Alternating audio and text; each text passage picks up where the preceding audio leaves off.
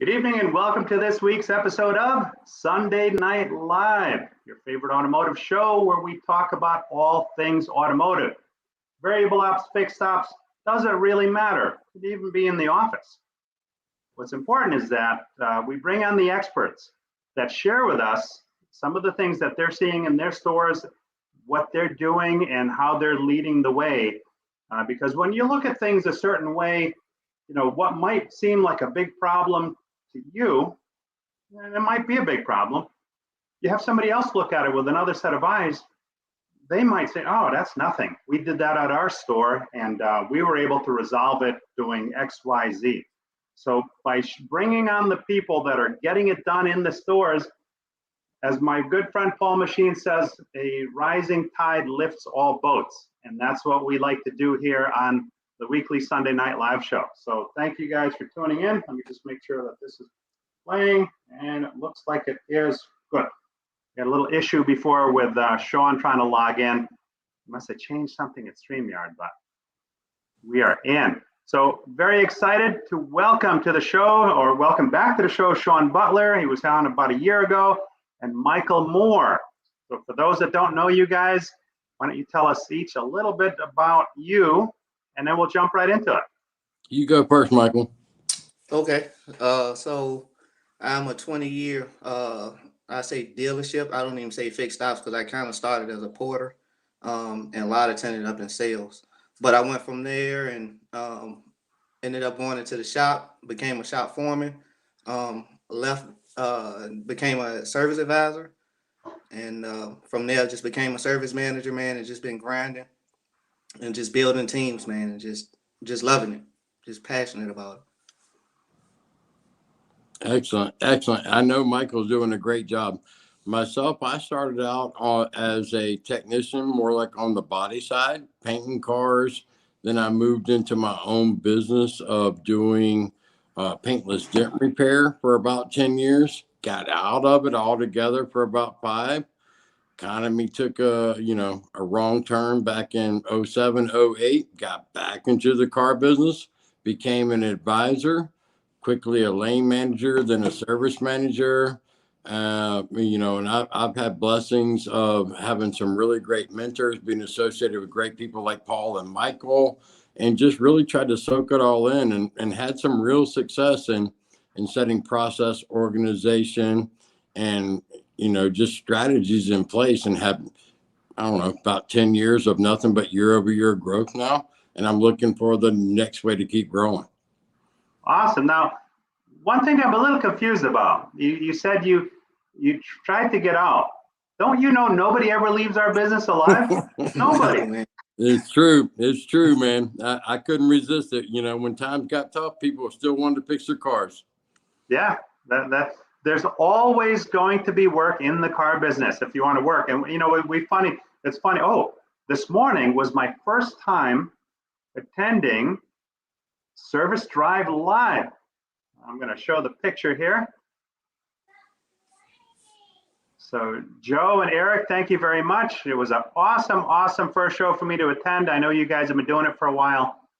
This is great. So it's every Sunday morning, 7 o'clock Central Time, 8 o'clock Eastern Time, and subtract 2 hours from Central Time for you guys on the West Coast. But I highly advise you to reach out to Joe and Eric to join that show on Sunday mornings because it was really good. We had 22 people on, men, women, talked about all things fixed ops, and particularly where we thought advisors were going to be a few years down the road. So it's well worth checking out. Make sure you reach out to Joe or Eric for the link on that. But yeah, so I did a video a few years ago with a guy named Jim Press, and he was with Toyota and he was with Chrysler. And the way he started his talk was he felt that the service department should really be at the front of the store, not the back of the store, because service is the new sales, especially today with everything going online.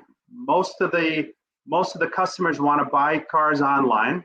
Yes, a lot of them still want to come in, But let's face it, if they didn't want to do it that way, we wouldn't be doing it now, right? I mean, they like the convenience of controlling the process.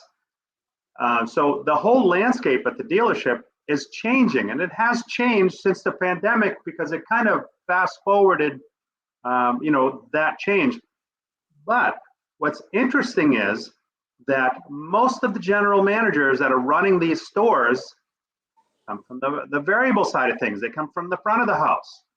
So, it's interesting to see how are dealerships going to react now where that, the GMs are mostly sales guys, but now they're getting more and they're having to get more involved in the service end of things.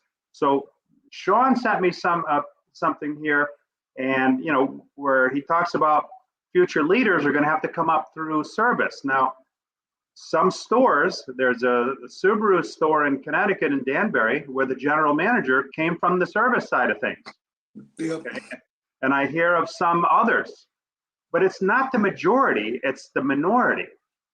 So I just want to kick it off with that. Oh, let's say hi to a few folks that have tuned in here. Jerry Davis, two of the best in the business here. Great show you are going to have. Yes, I've been looking forward to it. Joe Chambers, way to go, Shawn and Michael. And Jerry says, it's a great group of fixed stops people. SDL rocks. Joe Chambers says, thanks for the pub, but these guys and you make it for us. Eric says, Shawn and Michael, you guys are awesome. And Joseph Clementi, Shawn and Michael, you guys rock. I guess you got some fans here, guys.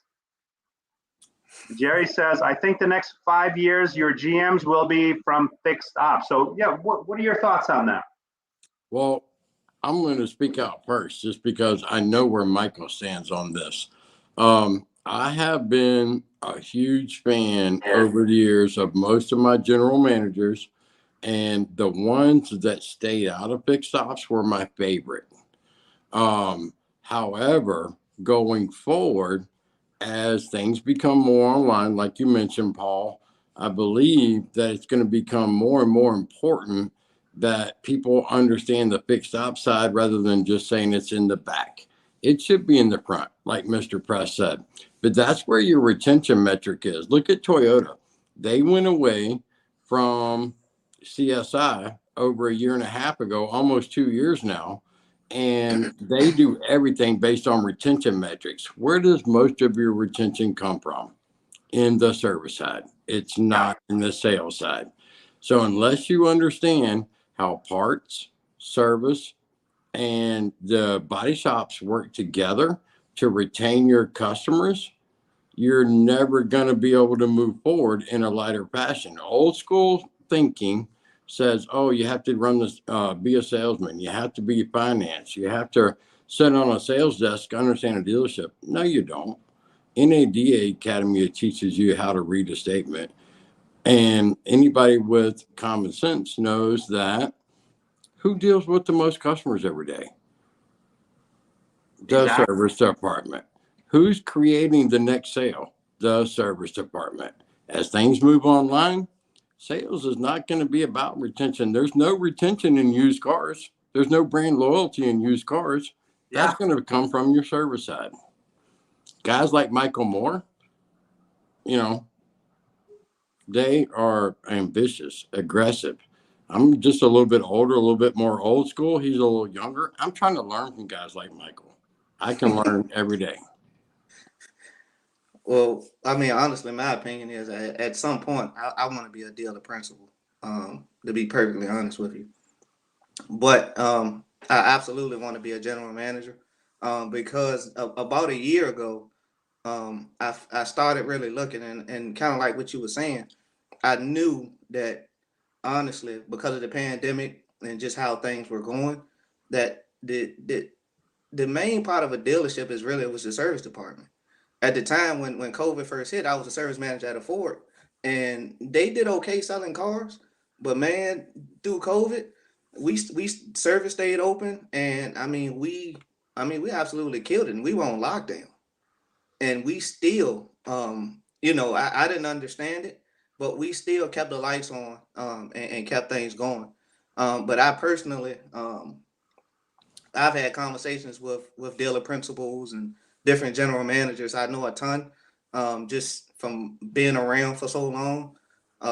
And I think it's only maybe a couple, but everybody is starting to see that. I talked to a couple owners, and one in particular. I mean, he was saying like he owns about 5 or 6 stores, and he planned on at some point guys coming from fixed to run his stores, because kind of like you said, Paul. I mean, he's selling most of his cars online.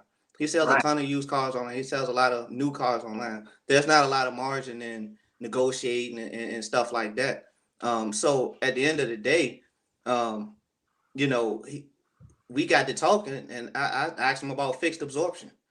I was like, listen, bro. I was like, if you're 100% fixed absorption, everything you selling up front is bonus. So when you come in and you get a high level fixed ops manager and you move them into that role, and you can take a failing dealership and flip it rather quickly. I mean, I can tell you that where I'm at now, they were trying to figure out if the service department could ever make money.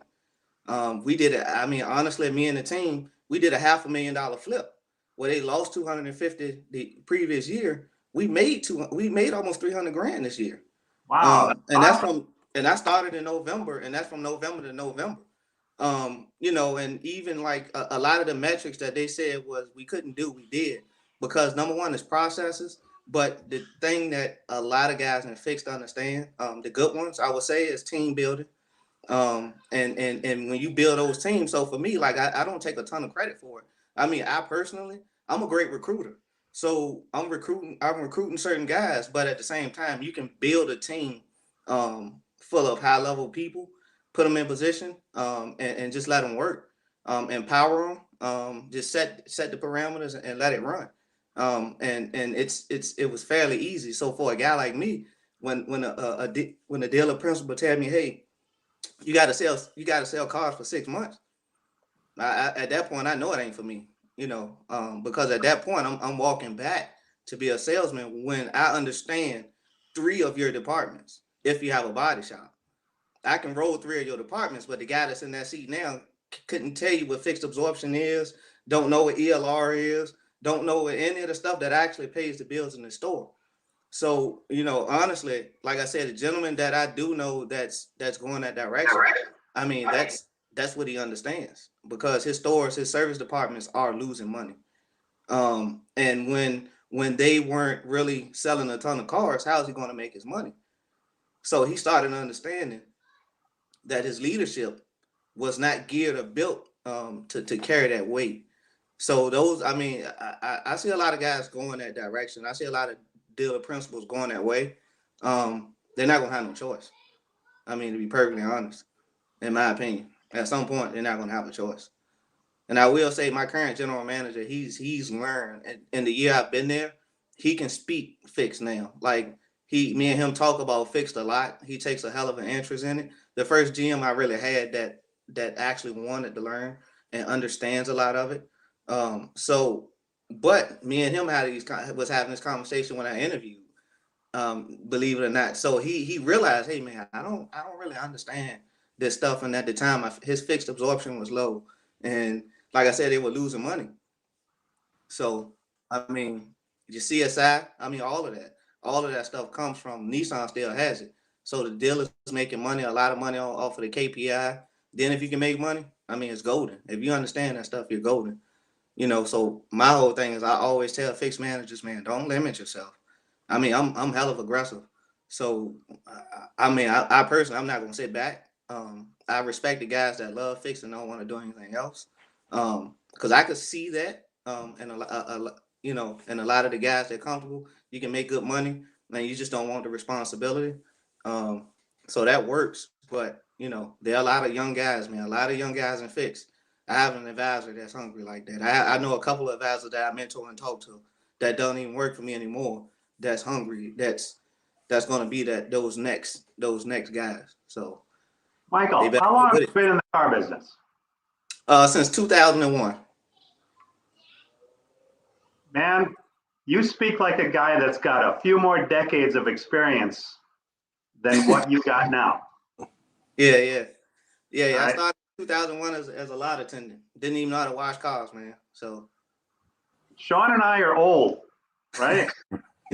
No, So man. we've been in the business for a long time, and it is so refreshing to have a guy like you come on that already gets it. It's already in your DNA, man. You already understand the importance of it. Now, we got a bunch of comments here, and I hate to fall behind, so let me just quick read through some of them. Let's see here. Mike Williamson, hello all. He's a loyal supporter of the show. He's on every week. Thank you. Andy Papenhagen says, hi guys. And let's see, LinkedIn user. On the computer chose LinkedIn user, but I think it's Marilee's. She says, good evening, gentlemen. And Joe Chambers says, get a store, a GM with fixed background, and you'll see a balanced, productive store. No joke. Yep.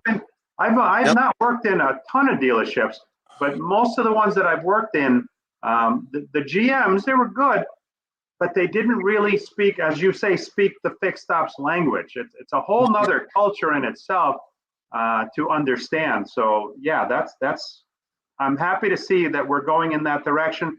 My friend Michael Weldon from the West Coast, happy holidays, everyone. And let's bring in 2021 and 2022 will be a banner year.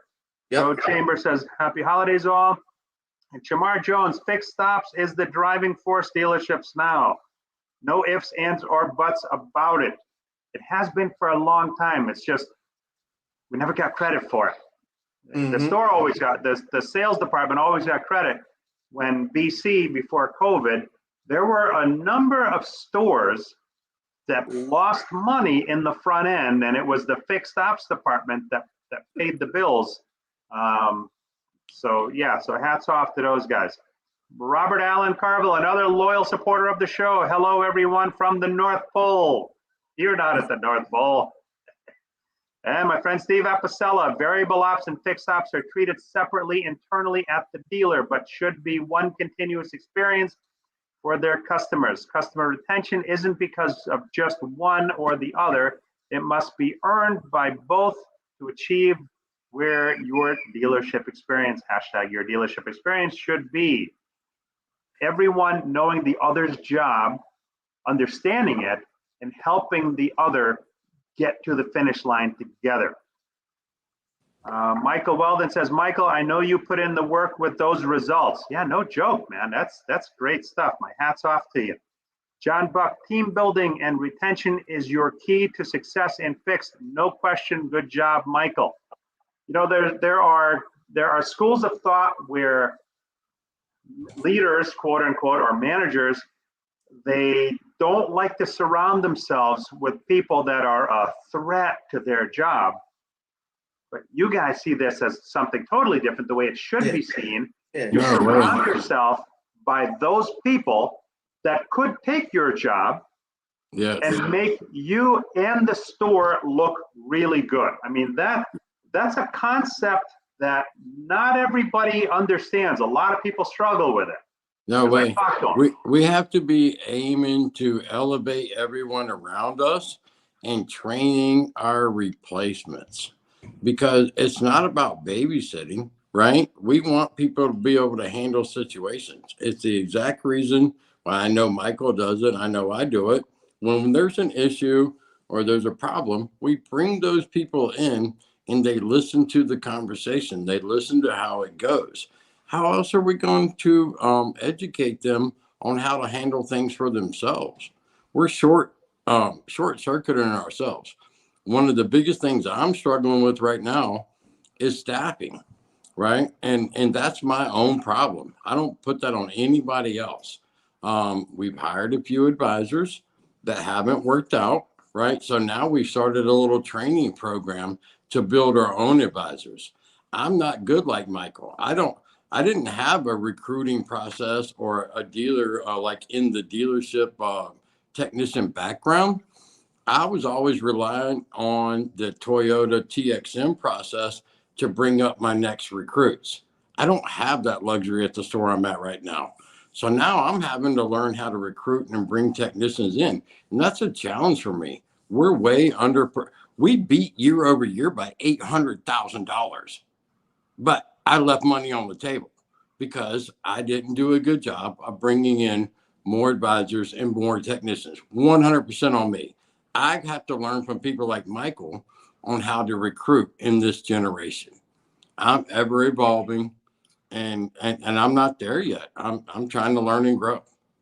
Well, Now, we had an interesting conversation before we went live, okay, about recruiting and about the young people coming into our business. And Michael, I don't know if you're at liberty to share with us, yeah, yeah, I give all great that. concept, because the people today, and we talked about it this morning, they're not necessarily motivated by the money, right? So we're different. We're old school insofar as we we didn't mind the bell to bell. We did what we had to do, and you know what? It was kind of the culture then. Grinder Nation. Yeah, but it's not the culture now, right? I had a schedule at a dealership where I only had to work 2 Saturdays a month, okay, in sales. Figure that one out. That's But awesome. guess how many Saturdays I took off? None. None. No. Very, very few. Unless there was something happening with, where I had to be, I didn't miss too many Saturdays because that's just what we did. But the people coming into the business now, of the ones that are even coming into our business, because we have seemingly as many leaving as we have coming in, you talked about respecting the new way of thinking, which is not solely based on money, it's based on work-life balance, a new work-life balance. Because for me, work-life balance was the same, but today the definition is different. I'd love to have you share that with us. Well, to go back what Shawn was saying, when you were saying even before this, when you were saying about the surrounding yourself with high level people, the last advisor I hired, I asked him flat out, "Do you want my job?" Had he said no, I wouldn't have hired him. I'm just telling you, I wouldn't have hired him. So that's just how I want everybody to want to grow. But this generation now, it's all the dealerships have great pay plans. Like whether you're a technician, whether you're an advisor, like every dealership is paying a lot of money. Everybody's giving all these different things. So for me, I built a schedule. I was just telling Shawn this too. I have a schedule to where I know when I roll service, it was a burnout. That's why people are leaving. Yeah. So my advisors, they work 3 straight Saturdays. They only work 5 days a week. Even during those weeks with the Saturdays, but they get 4 straight weekends off. And on that 4th weekend, Say that again. they get a whole month off on the weekends. But the 4th one is a 4-day, is a Friday, Saturday, Sunday, Monday. They don't come back to Tuesday. And I have right now, I have 3 advisors that work that schedule, take their days, and they're gonna make 6 figures. Go figure. So I mean, and that's why like the success of the store is what it is, because like my whole thing is I remember having a young family, being like younger than I am. Like I just had a baby last week. That's my 5th kid. So I have one in college and I have one in diapers. But I remember working when my 2 older kids were young, and I the only thing I could do, I would have to leave the dealership. I would go coach my son's football games and run back to the dealership and work. There was no balance. And as an advisor, it was the same thing. There was no balance. So the one thing I try to give everybody is what I felt that I needed and wanted, and it's been working. Like they love that. Like I've seen some, like Shawn was talking about doing 4-day work, it's a 4-day work week. But for whatever reason, I tried that at my previous dealership, and it was okay. But when I went to this schedule, man, like the advisors loved it. It's something about those 4 straight weekends off, and that 4th one, you basically have a built-in vacation. So when I hire new advisors, and I always tell them first, I say, well, we have a schedule. You have to work 3 straight Saturdays. They get the moaning and groaning, and I let them do it a little bit. And then I say, hey, but after that, you get 4 off, and then the last one is 4 days off. It's not just the weekend. It's Friday, Saturday, Sunday, Monday. And then I show them the schedule, and next thing you know, they light up. Like, because they realize, hey, if they're new, they don't have any vacation time. So now So now your vacations is built in. So what'll happen is you have advisors that grind, grind, grind, grind. And I have some that don't even take the days off. That's another key. You can see a work ethic with that too. Some of them don't take all the days off. If they're behind that month or not performing, they typically work. But when you're rolling, you can grind, grind, grind, and you can take those days off. And it's been working out wonderful. So this generation, it's not about money. Like, because I tell advisors, yeah, I got advisors that make safe figures. They be like, hey, I do too. I know somebody that do too. But when I say, hey, I look at let's count the amount of days off my advisors are gonna have off this year, and they look at me and their mouth drop.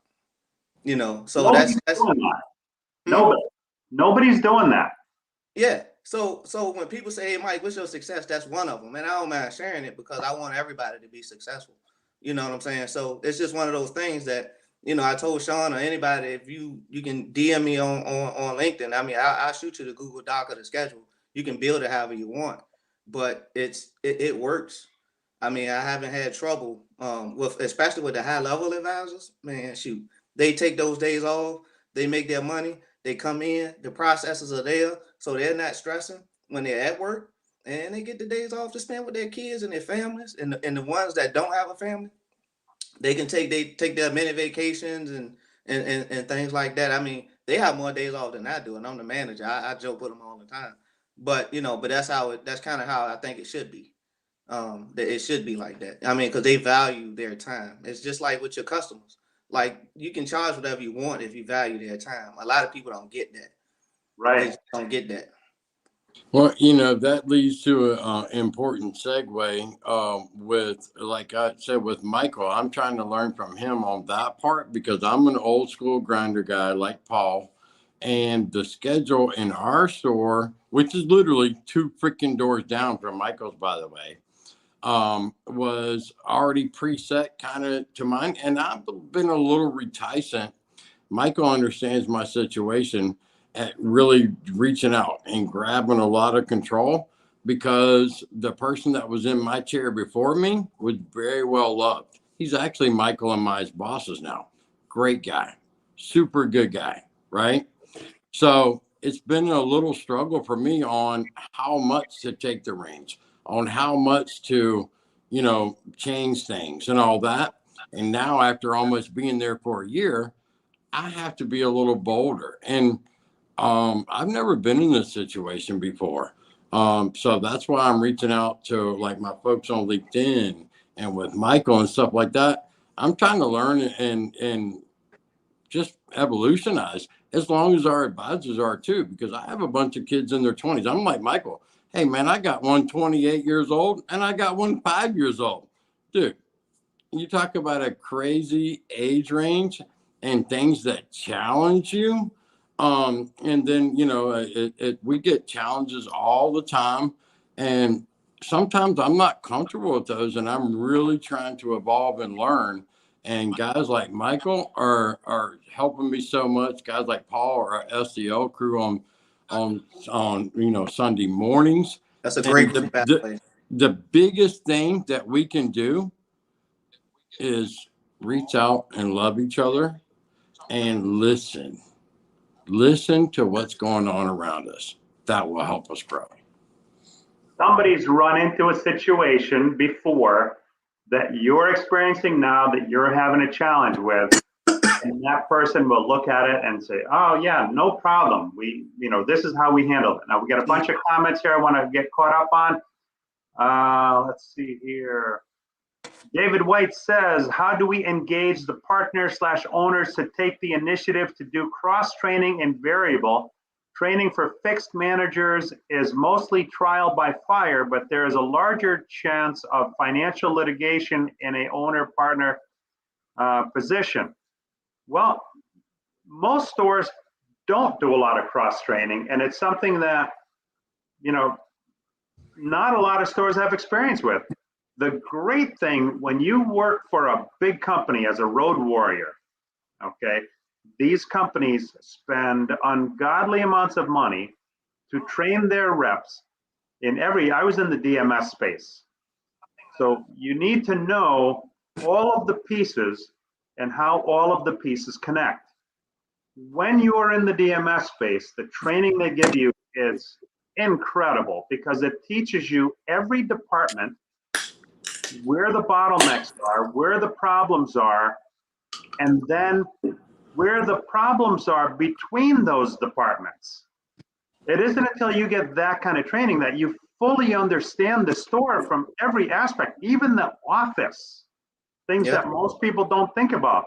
So if on a store level, ownership, leadership were to take the position of, hey, you know what? The sales department, they know their job, but they really should know the service advisor's job. They should know the service manager's job. They should know the parts people's job so that they have a better appreciation and vice versa of what the other people that they spend crazy hours worth every week go through and what they do. Yeah. Because at that point, when something happens or somebody needs help, it's been my experience they would be more likely to be able to jump in and lend a helping hand because they understand it. So great. The best operators right now understand exactly what you said, Paul.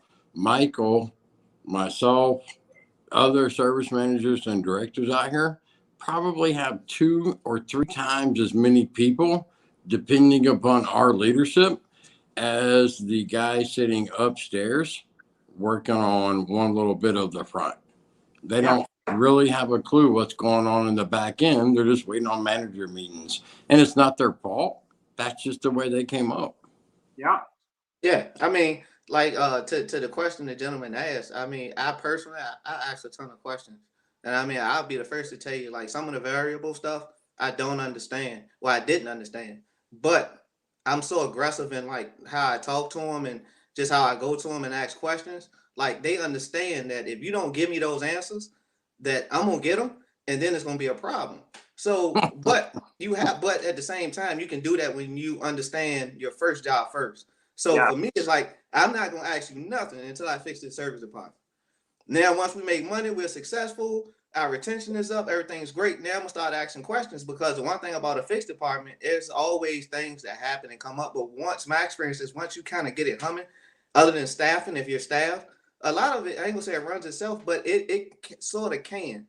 So at that point, you can devote like I devote an hour every single day to where I would just go find something in F&I, and I'll go ask the F&I manager a ton of questions. I ask my GSM a ton of questions. I ask the top salesman a ton of questions. Like as far as how does things work? What's the road to the sale? Like how do you get to the deal? Like in F&I, when they come in, when they sit at the desk, like how do you approach a customer to go through these warranties and stuff like that? Those are questions I ask.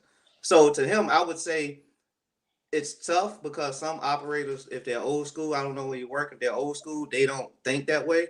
But if you're crushing it in your first job, they're gonna realize they're gonna need to retain you. So, but you have to put forth that effort. I have found out. I mean, me coming from a lot attendant, when I went to be a tech, everybody said, "Hey, bro, it ain't gonna work." Shop foreman said, "Hey, man, you got 30 days. If it don't work, I'm gonna fire you. You can't go back to being a lot attendant." Then there's a lot. It went from just a tech that didn't talk a lot, that just fixed the hell out of cars, to you know what, you're our best tech. We think you can lead. How about you be the shop foreman? I don't know. I'm too young for that. All these guys are older. Well, if it don't work, what am I gonna do? Okay, let's do it. I'm hella aggressive. Let's go. And it worked. So for me, I'm just that way. Like a lot of people will put these boundaries and these walls up. You just got to be the one to knock it down. So Yeah. ask those questions, man. Like ask the questions, and but I would say, but you better understand fix first, because Well, it'd be tough. It'd be tough to for them to look at you that way if your department isn't performing. But if you're performing, man, I say take that. And I think every fixed manager, I learned that from the last dealership I was at. The service director, he said, "Mike, you grind too much. You need to slow down. Take an hour, look at a YouTube video, look at something inspirational, read a book, take an hour out of every single day and learn something." And that's something I've kept. So for me, that's been from all right, me learning more and fix stuff. Okay, we doing pretty well. Well, what's going on up front? What's the bottleneck up front? Why aren't they selling cars? Why is the BDC, like the sales BDC, why aren't they getting these appointments? Like, all these questions that I have. So you just have to be inquisitive and find out, especially if you're in managers meetings, you see what the bottlenecks are because you see where they failing at. So then you ask questions, and if you've been in the business, I'm sure you know somebody that knows the answer or that's successful. I talk to a lot of guys in the city of Richmond. I talk to a ton of service managers. I talk to a lot of my old general managers. I talk to 3 or 4 of my old service managers, guys that I work with, technicians. I still stay in contact with them because it's you just have to be a sponge. You always have to be absorbing something. So it's a fraternity. yeah, so that's my answer to the gentleman who posed that question, man. You just got to ask a ton of questions. You better ask a lot of questions, and I say keep the pressure on. If that's what you want to do, if you want to learn it, you have to keep the pressure on because a lot of guys relax. They relax. Michael, the kind of fire you got, there's no doubt in my mind that you will be a general manager one day, and one day you will be a dealer principal because there's nothing that can stop you. I don't know how we never connected before. I saw somebody commented you brought some fire the other day. Fire, and I missed that fire. So I'm sorry I missed that, but I'm glad I'm seeing it today. You are my kind of car guy.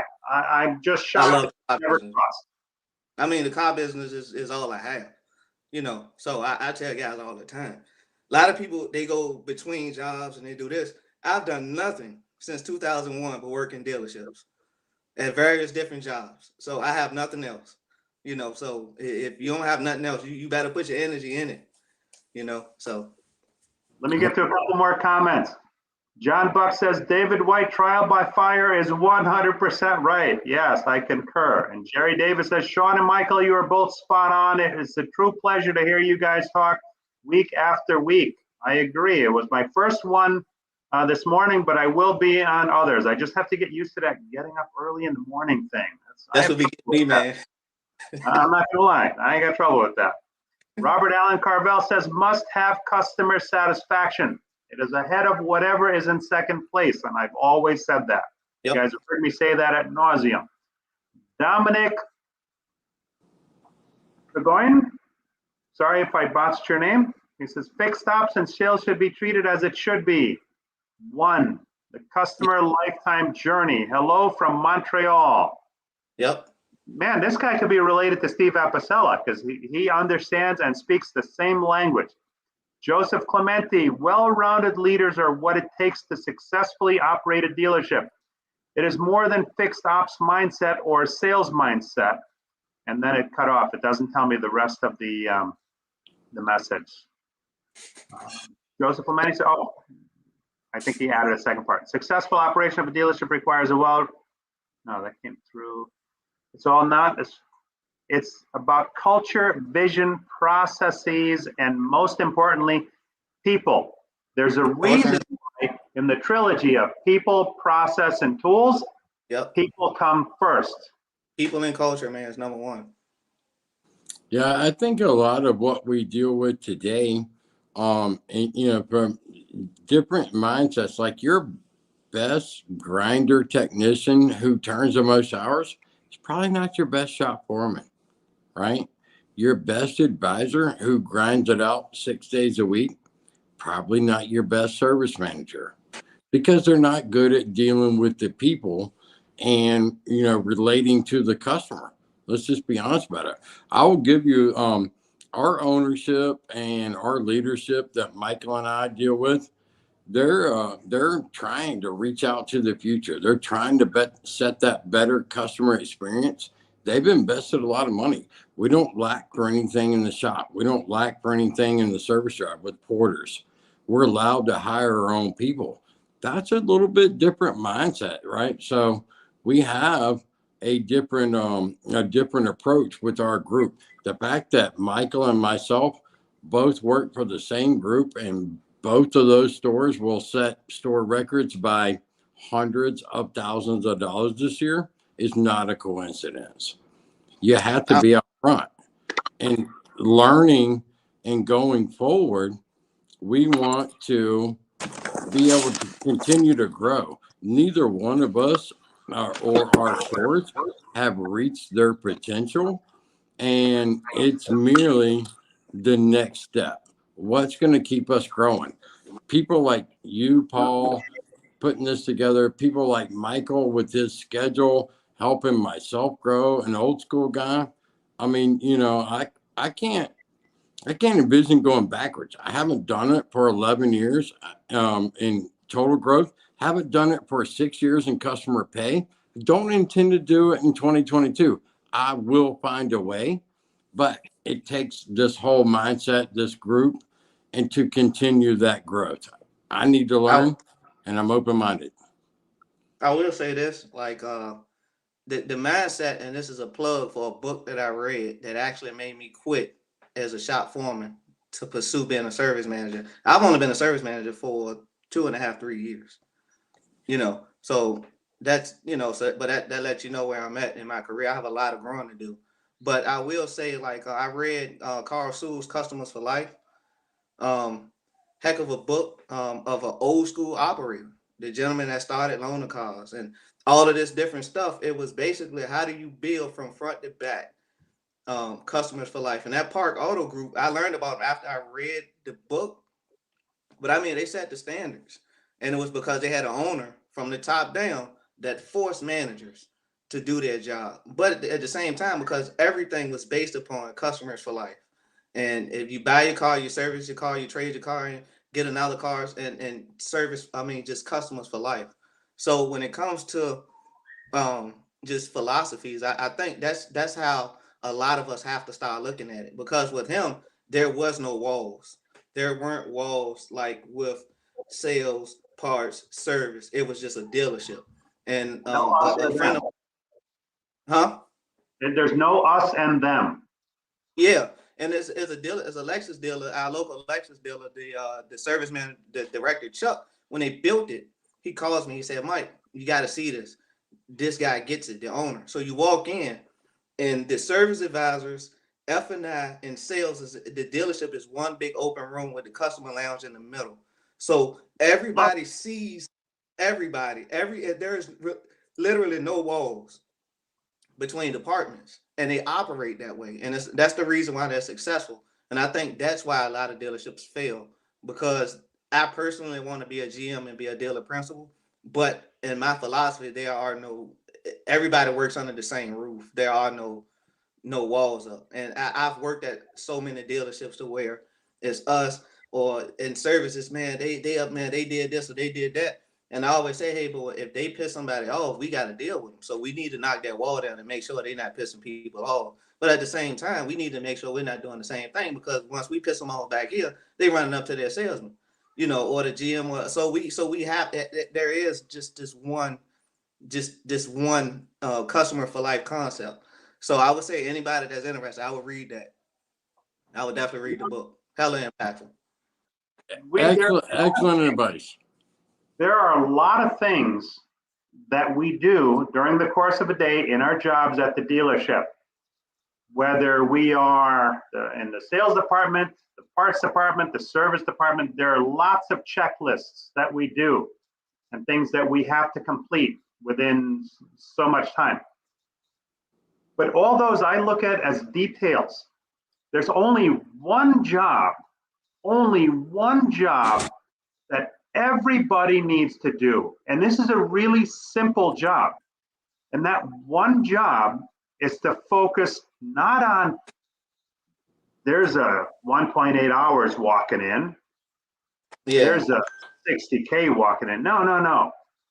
There's one job that we need to focus on, and that is to provide a customer service experience second to none. I don't care how many hours per RO. I don't care about anything other than when that customer walks in, it's showtime. When that customer leaves, they're leaving with a smile. They had a great experience. And even if something went sideways, they still had such a great experience. And the example I'll use, it's on the sales side of things. Okay, we get a lot of rumbling about Carvana, a company that we brought into our business because we didn't listen to the customer. And I always ask people, when I see the license plates, I ask them. So we were at a party in New Jersey months ago, And after the party, we went to this diner across the street, and I see some guy sitting in a small SUV with a Carvana license plate frame. Me, crazy guy, at nighttime, knocking on some guy's window in New Jersey. Don't do that, Paul. I said, I'm in the car business, and I can't help but notice you had a Carvana thing on the front of your car here. Can I ask, you mind if I ask you a couple of questions about your purchase experience? And the guy said, no, not at all. I said, how was it? He says, it was wonderful. Would you buy from them again? He says, absolutely. I said, were there any hiccups? Now get this, okay? He said, yes. What happened was the truck broke down on the way to my house for the delivery. But it was no big deal because he wasn't that far away.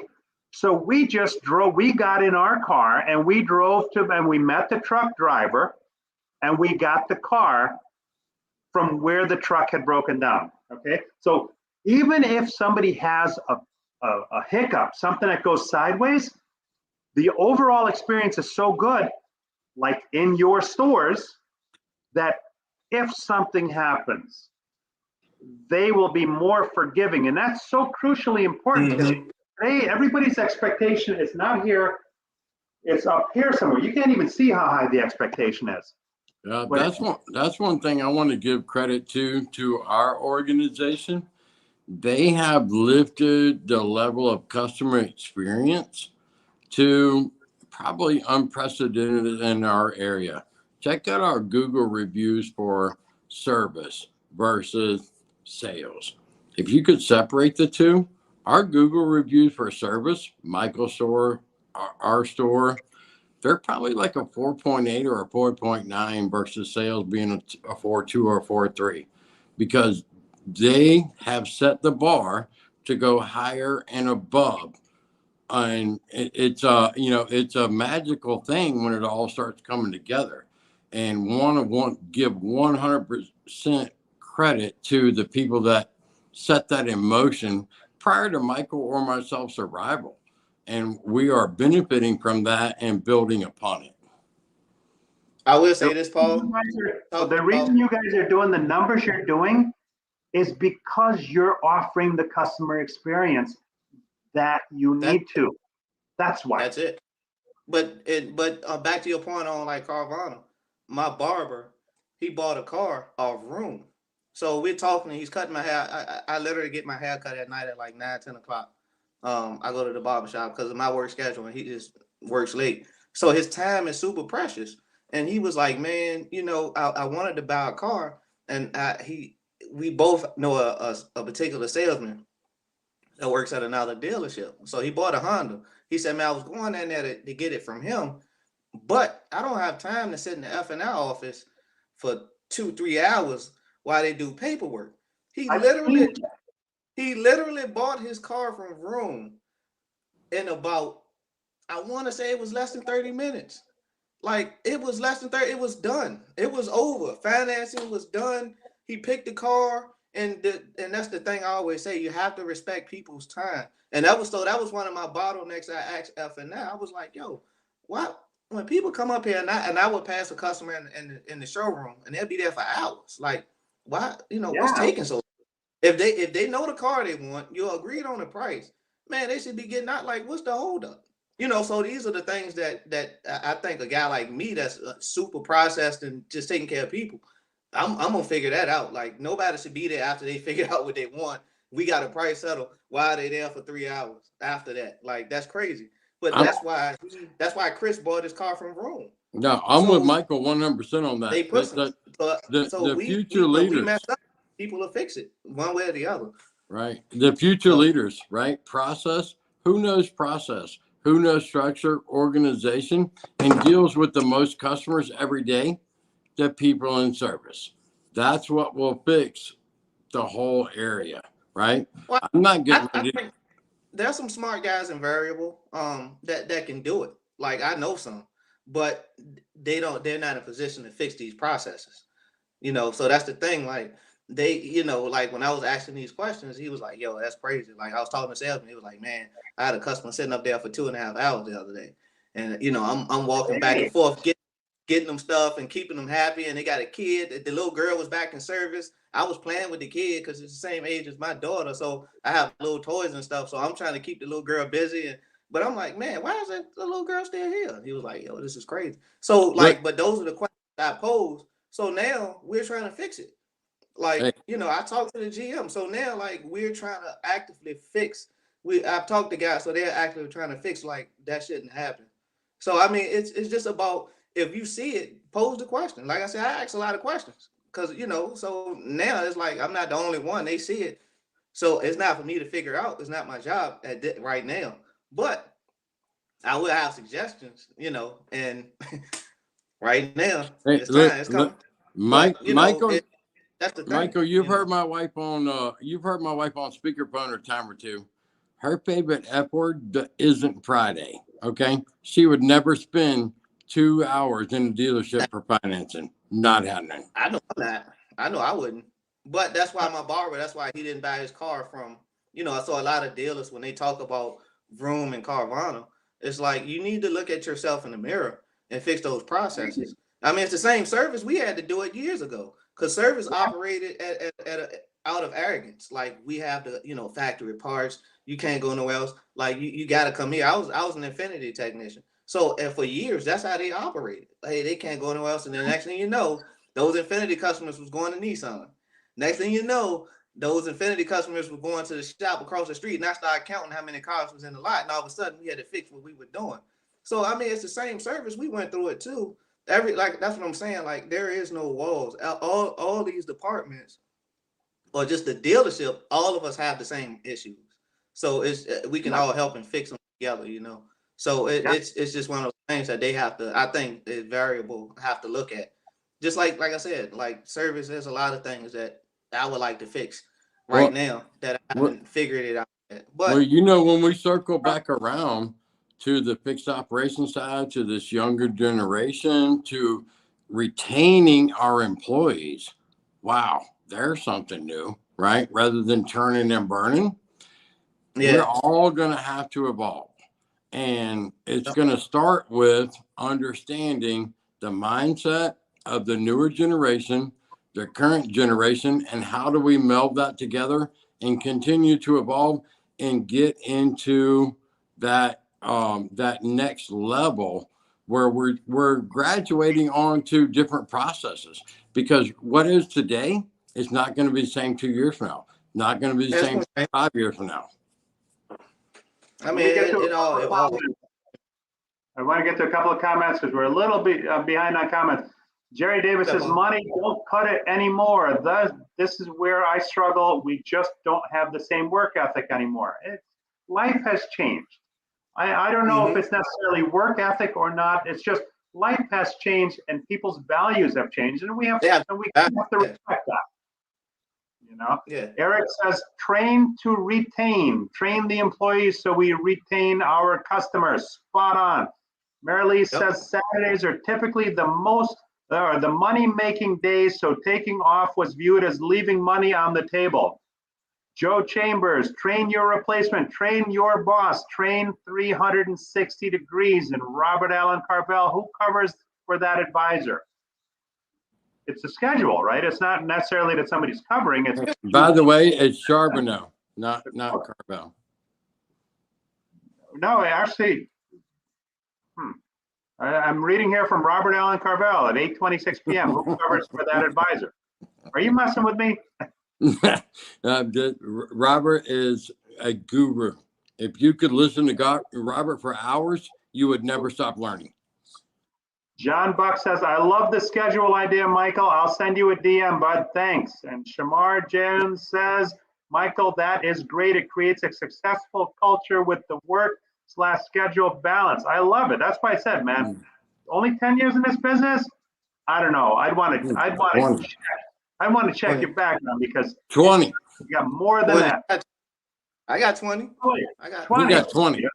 Well, it sounds like you got 40. Kenneth Dunner, my favorite guy from Sugar Land, Texas, says tonight's conversation is so damn scrumptiously, deliciously, edibly tasty good.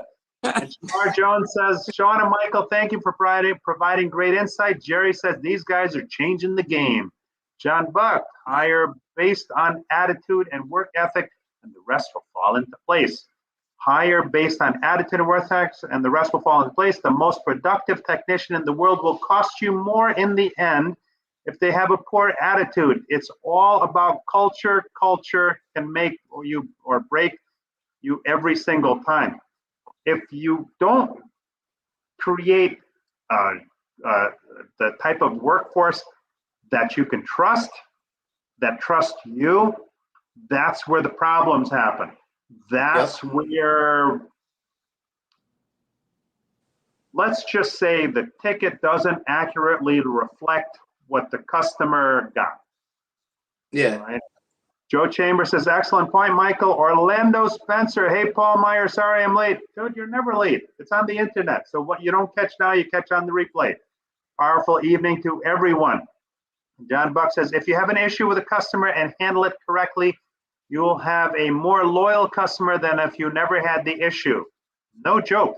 Some of the worst customers I've ever had have become my best customers, and some of them friends that I have today. Yep. Robert Allen Carvel says the new model for dealers in Europe is they just deliver the car now. The manufacturer sells the vehicle. It's coming this way. You know, I hear a lot about that, but I don't know. I don't think they're going to change the law, man. They're not going to change that law. Yeah, the lobby is too strong.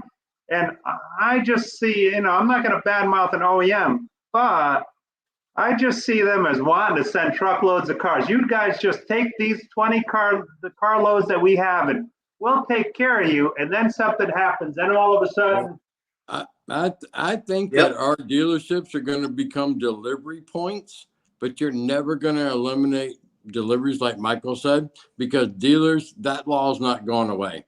You know, when we were speaking to real quick, I'm telling you right now, Michael Moore, myself, guys that are out front and that are wanting to learn and are wanting to grow, it's a 1-2 punch.